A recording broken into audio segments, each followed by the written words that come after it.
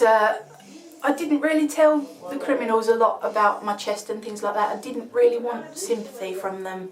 It's like everybody has their problems, everybody has things that kind of hold them back a little bit, but you know, you just have to take it and get on with it. There's not really much you can do to change what you're given. I was taught when you're younger, you just play the hand that was dealt to you. Like, don't hate the world for something that you can't change, because you can't. Right. But no, so like I've always been taught to take something with two hands when you have a chance and get through it as best you can.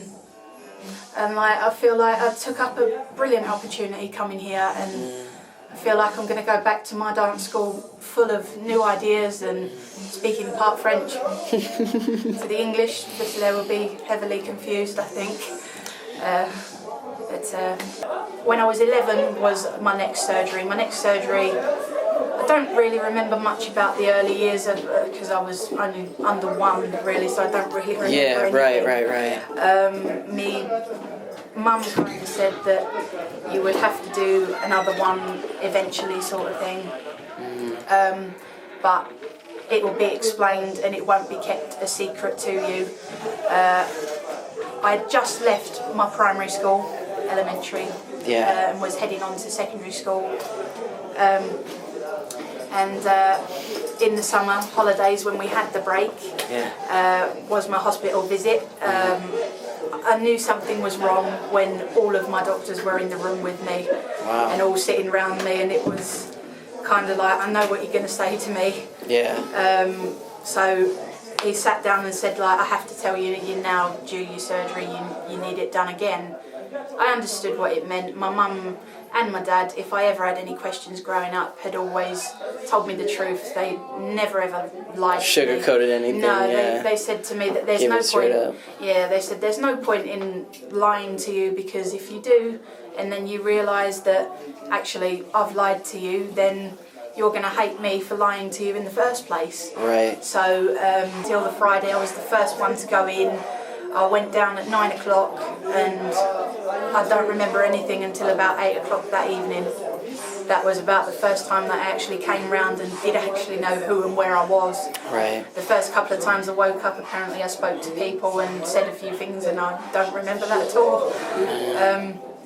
But I remember waking up with the breathing stuff still in my mouth and things like that. But they kind of said, like, don't touch it, sort of thing. Yeah. I remember trying to move and a load of alarms started going off around me, and they were like, oh, it's okay, it's just telling us you're moving. It's like, oh, okay. Oh, all right. Okay. So I am alive. Yeah, that was what I said. Right. Came out without a problem, without anaesthetic. The third one, they kind of hit a complication. The guy who had stitched it up had knotted it, so they had to get somebody to come and literally cut it back out, which that wasn't very nice. But the other, I had 2 pacing wires just sitting around here that went inside your skin and were touching your heart under your skin. They give a slight electro charge to keep it on beat, just to keep you in rhythm. Those were left in for a couple of days, and I was kind of left alone for a couple of days back on the ward to kind of gather yourself and start to feel better. The only thing that I wasn't happy about, and I was quite angry about, is that nobody told me that I wouldn't be able to walk. And I must admit that was a pretty scary point, a pretty low point, considering I was 11, nobody had told me, and I didn't really understand, and didn't really know if I was going to be able to walk again, sort of thing. But no, I was in the hospital altogether for about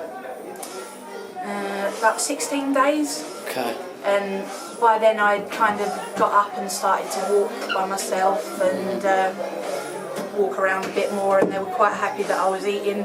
Right. Little did they know it was my mum that was eating it, not me. She liked the food you did. Yeah. But no, they just said you can go home to recover because you recover better in your own environment.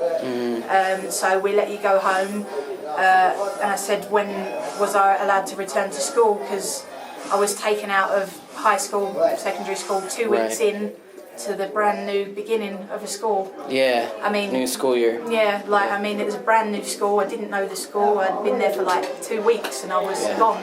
I had to in the hospital. I had to explain to my best friend that I'm not going to see you for about 3 months because I'm going in for heart surgery, and she laughed. She thought I was lying, and it was like, no. I explained that I was deadly serious, and it was so boring. I mean, kind of difficult to have patience. I have no patience anyway. I'll quite happily admit Did it kind of teach you some lessons in patience, like just to kind of let things come as they are? It kind of taught me. Kind of with dance too, you know? Yeah, it kind of teaches you not to push yourself.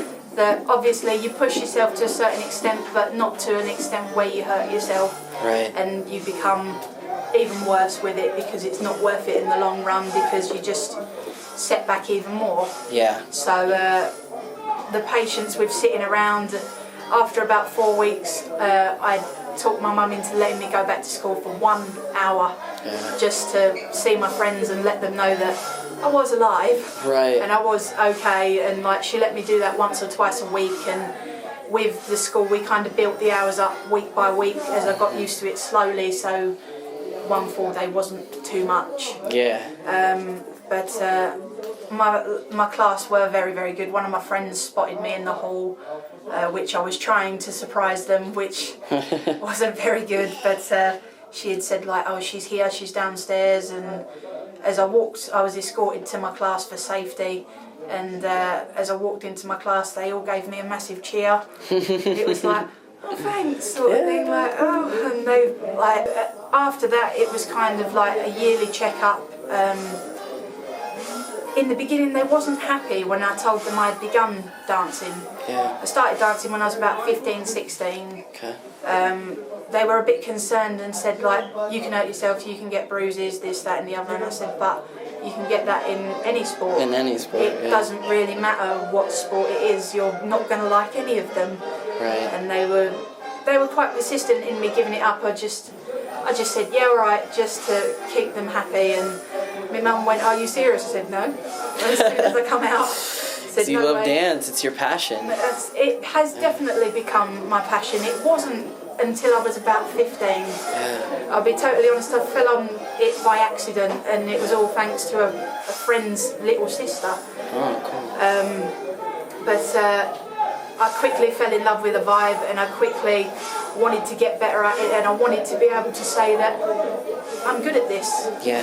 And it's taken a lot of work, and it's taken a lot of time.